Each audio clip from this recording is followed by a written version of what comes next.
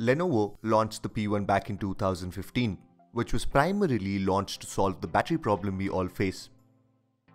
No one likes to run around with a charger or a power bank everywhere they go. The successor to the P1 is here. It has a great all-round package and we shall see what it has to offer apart from being a powerhouse. The phone has two variants, 32GB 3GB variant which costs 17,000 rupees and 4GB variant which costs 18,000 rupees. There's nothing much on the box, just some usual information. The SAR value of the device is 0.297 watt per kg and 0.896 watt per kg on head and body respectively. That's pretty low. Kudos to Lenovo for that. As soon as you open the box, you have the Lenovo P2. I picked up the black and the grey option. You also have an all gold color available. The phone comes with the case attached.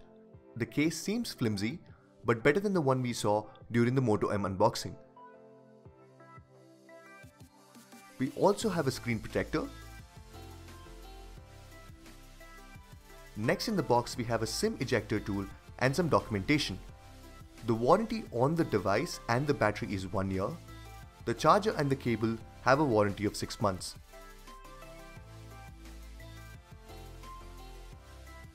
We have the earphones. These look very basic and very cheap. They don't have a gold-plated headphone jack and are not in-ear style. They have an inline microphone, but this might not be a good choice to listen to music. Nonetheless, it's good to see that it's in the box. This is where things get a little interesting. The charger operates on different variations of voltages with 2 amps. The point to note is that it generates 24 watts and 5000 milliamps, which is more than the OnePlus 3's dash charger. It might be interesting to see how the phone and the charger handle heat. Next in the box we have the cable. This is a normal micro USB cable. Quality seems great, but it's very thin. You have the inclusion of the USB OTG converter. Essentially, the phone can act as a power bank as well. Just connect the converter and use the cable to charge your other phone. This will also help you connect other USB devices like the pen drive and so on. It's good to see Lenovo including all the necessary things you need in the box itself. Let's look at the phone. Fitting a 5000 mAh battery into this form factor is simply amazing. The phone is 8.3 mm and weighs about 177 grams. Not the slimmest or the lightest out there, but the curved edges make it feel slimmer than it is. The phone has an all-metal unibody frame with chamfered edges on the front and the rear, which adds a little spark to the very common design.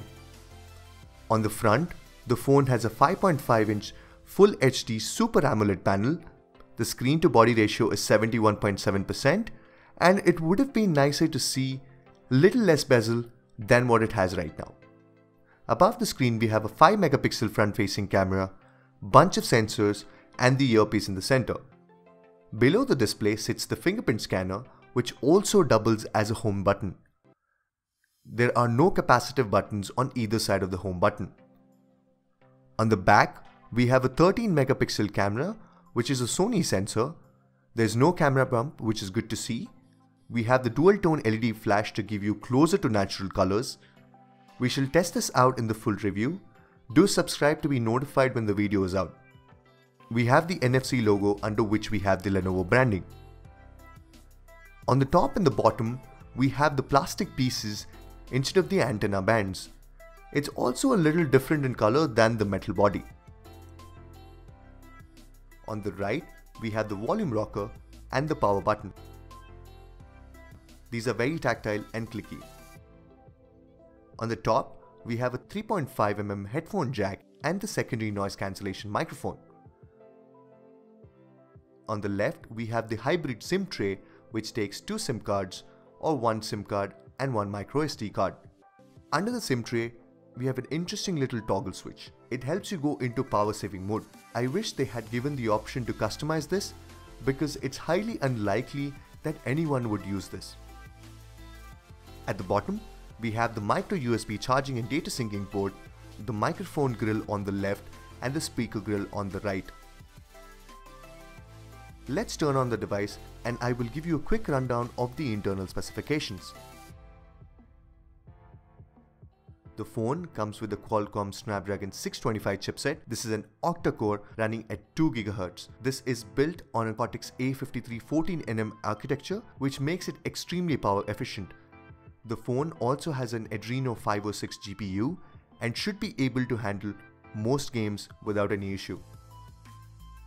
The fingerprint scanner is easy to set up and it's pretty quick.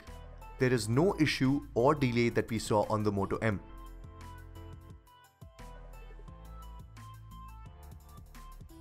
The display is very responsive, it's vivid and has deep blacks. The first thing you notice is the Vibe UI icons. However, Lenovo does give you the option to change it to the stock Android in the theme settings. The phone is heavily customizable and I will be posting another video talking about all the features and the things you should do once you buy the device. The phone is running Android 6.0.1 Marshmallow and there is no news about when the Nougat update is going to be out. The security patch level is on October 2016, which is not a good sign. The phone is currently using 9 GB of storage, so you get about 23 of storage on the phone. You can expand it via a micro SD card up to 256 GB by sacrificing one SIM slot. You have the trash cleaner, which will easily help you clear cache and other junk on your phone with just one click. The RAM usage is about 1.2 GB right now without any apps installed.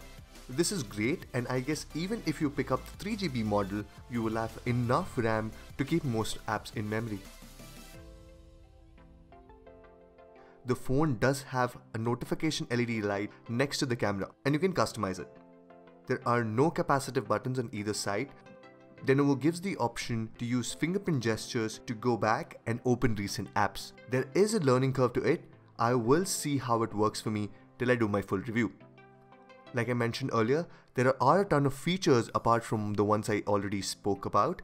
Subscribe to the channel, I will be posting a detailed review soon. In my quick browser test, the phone did really well. Pinch to zoom is really good and quick, transitions and animations are spot on. The text is crisp with the 1080p display and you wouldn't face any issues with this display while browsing or reading a lot of text.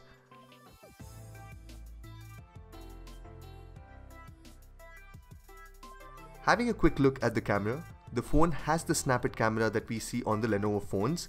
It's easy to use software. The focus is not very quick and sometimes doesn't focus perfectly. But once you have the focus, the photos are pretty good actually. They have a good amount of detail, they're sharp, and the color reproduction on this is pretty accurate as well. Sometimes the shots are overexposed. I will be doing a comprehensive review of the camera as well.